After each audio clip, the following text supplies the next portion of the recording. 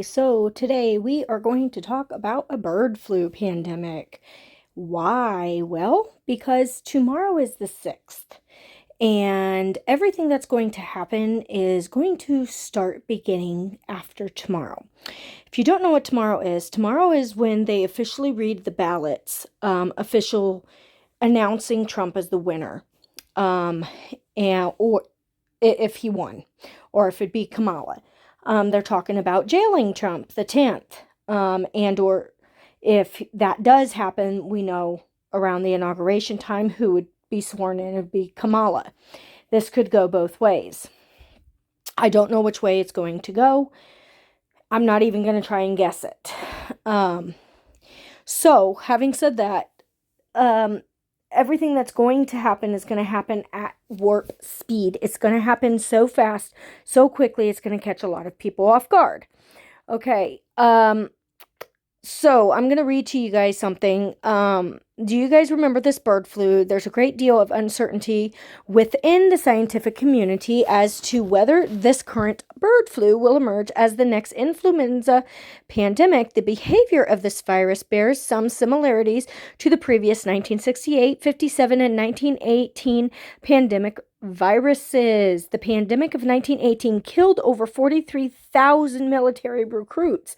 Okay, while medical care has advanced since earlier pandemics, there is still reason for concern with today's threat. This is not only just affecting animals. Okay, this is quote unquote affecting humans. It is now a mutation.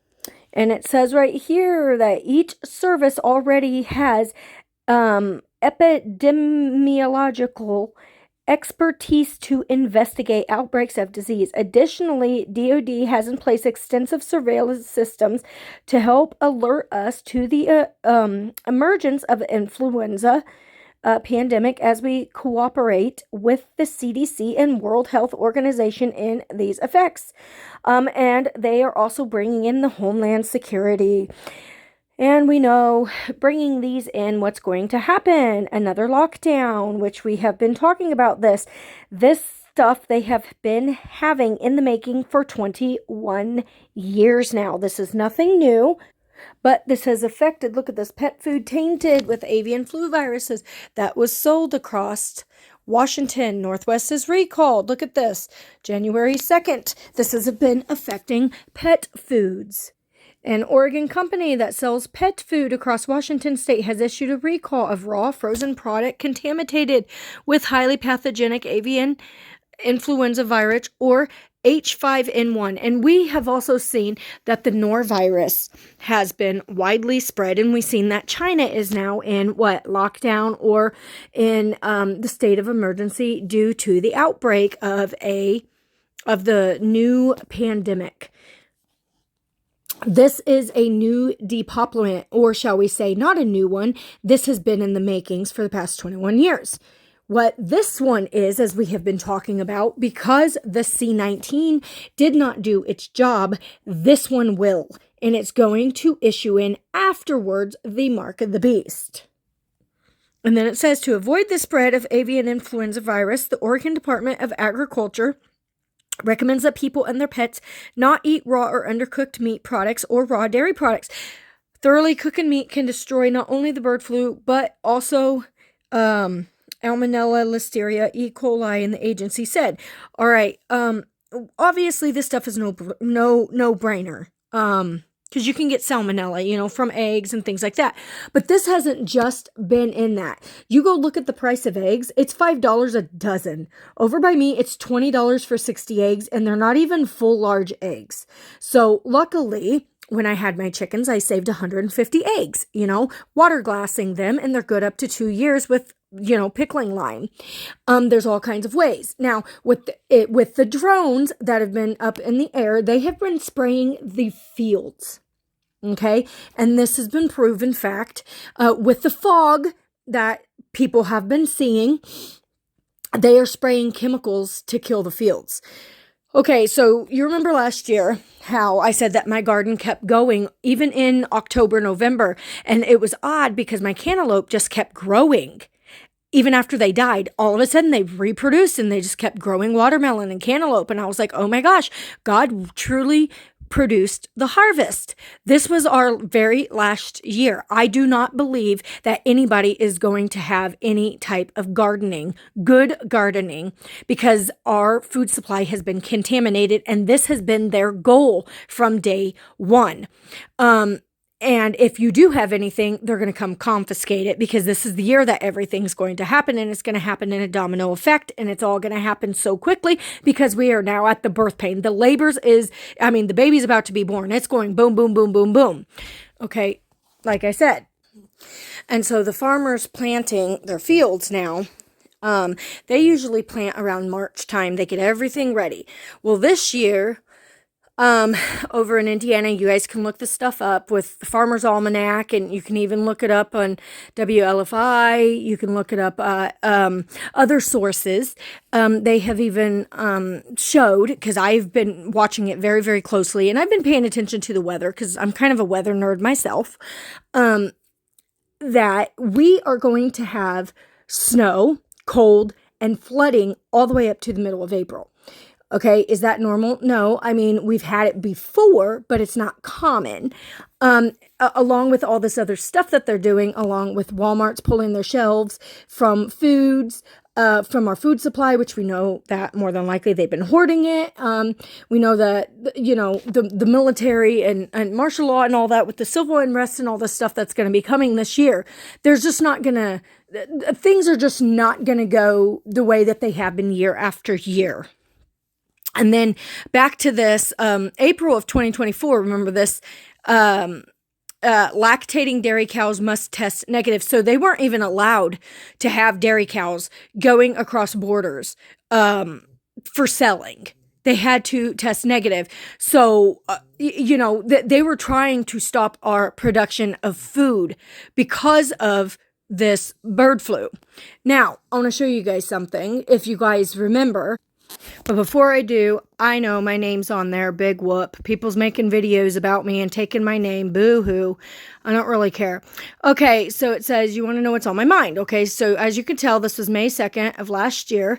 The fact that many are living their life as if nothing's going on behind the scenes, so we have been warned of all the things coming in the movies, articles, Watchmen's dreams, even Bible prophecy. The pandemic treaty says they have V's ready, and it sounds like it's going to be a bird flu pandemic. 3 jabs will be required, so it won't be the mark from what I understand, but worse than C-19, and these jabs will be forced, and so on and so forth, and no later than May 27th, they were putting that in of that year. Okay, and so I was talking about getting stocked up, right, and getting ready.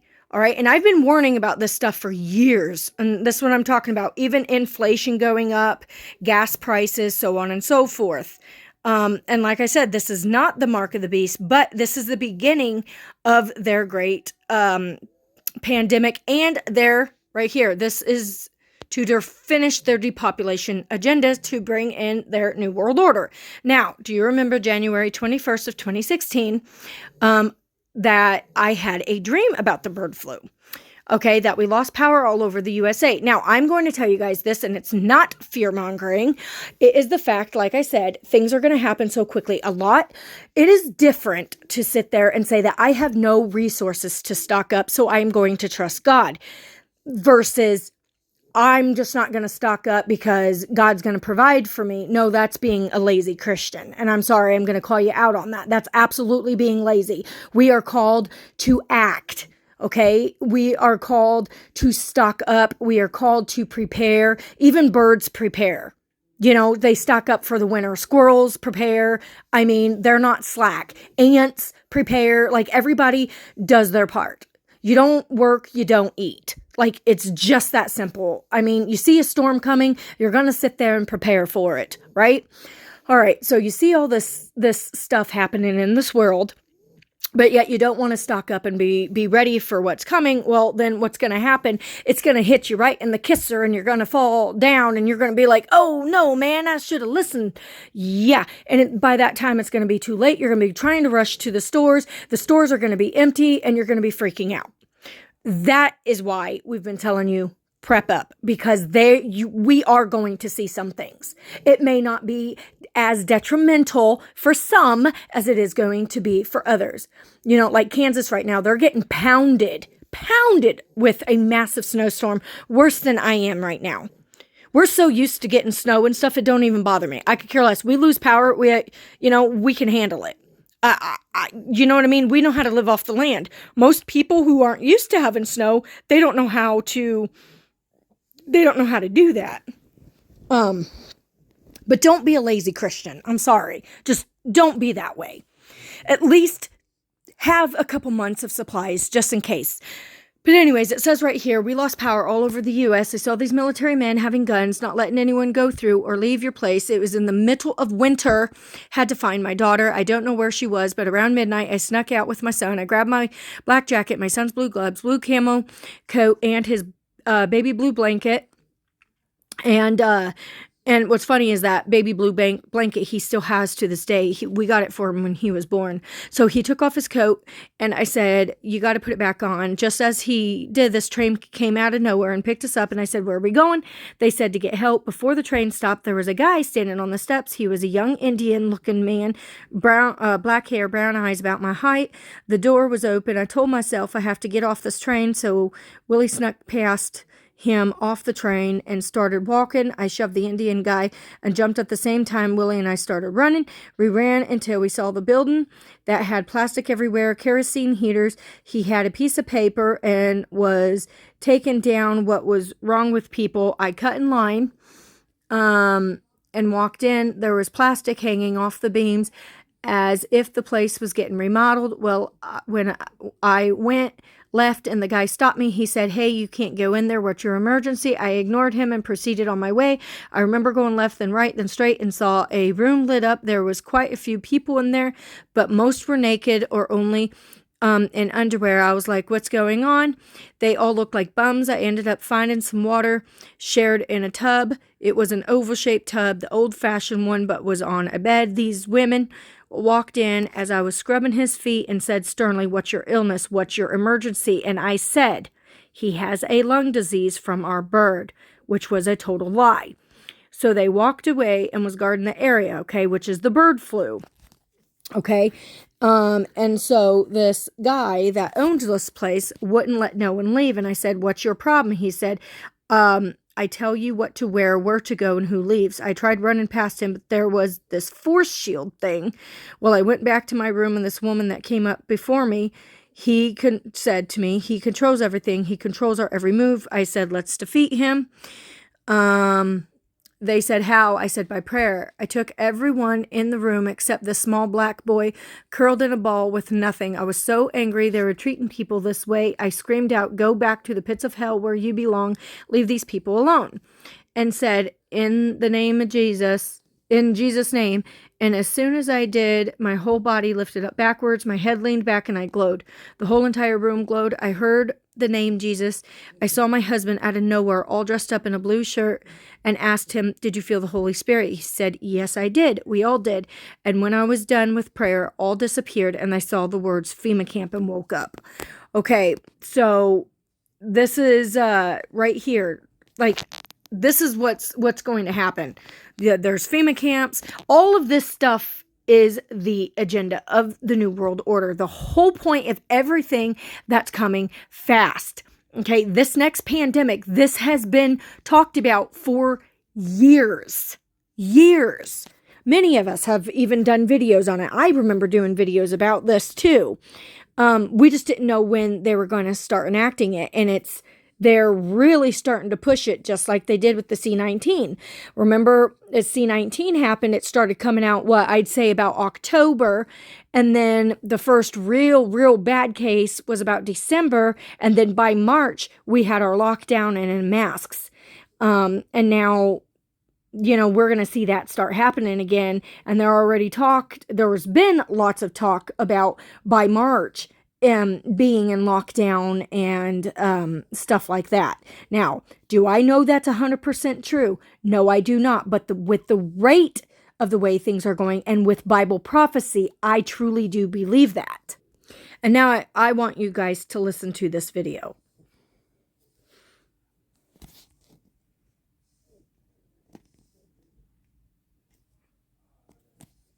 26 in order to contain this deadly virus. Now today, a man in Mexico lost his life to bird flu.